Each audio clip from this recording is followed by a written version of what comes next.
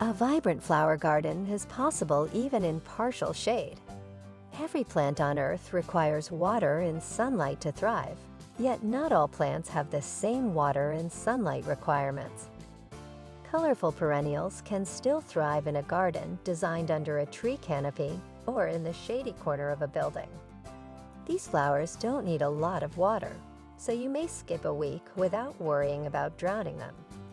Here is a collection of our favorite low-light perennials, plants that die back to the ground in the winter yet sprout again in the spring. Number 1. Hydrangea. Morning sun is ideal for hydrangeas, but the hot, muggy afternoons of summer are not good for them.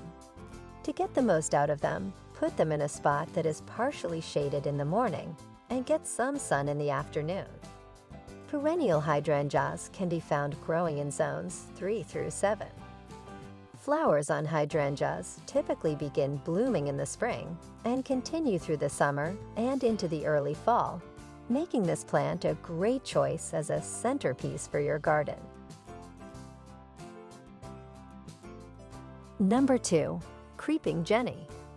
Creeping Jenny turns a beautiful shade of dark green when grown in the shade. They do best in partial shade and require protection from direct sunshine in warm areas. Being a perennial in USDA hardiness zones 4 to 9, Creeping Jenny may endure the winter and come back in the spring. Number 3. Vinca. This plant, sometimes known as creeping myrtle, is typically planted as a ground cover. A complete absence of sunshine is not necessary for this plant's survival. Nonetheless, it does best in dappled light. Zone 4 to 9 is the typical range for Vinca's tolerance. Number 4. Bletillas. Although it requires little care, this Chinese ground orchid does prefer to be planted in a spot that receives only a few hours of early sunlight. Medium or loamy soils work well for this plant. Choose a soil that is rich in organic matter and damp, but not soggy to plant them. In the temperate zones 5 through 9, Bletillas thrive. Number 5. Foam flowers. Because of their fragility, these light pink flowers should be planted in partial to heavy shade and only exposed to morning sun for a few hours. You should cultivate foam flower on a soil high in humus and organic matter. Foam flowers struggle in soggy soil, which can lead to root rot. Therefore, drainage is just as important.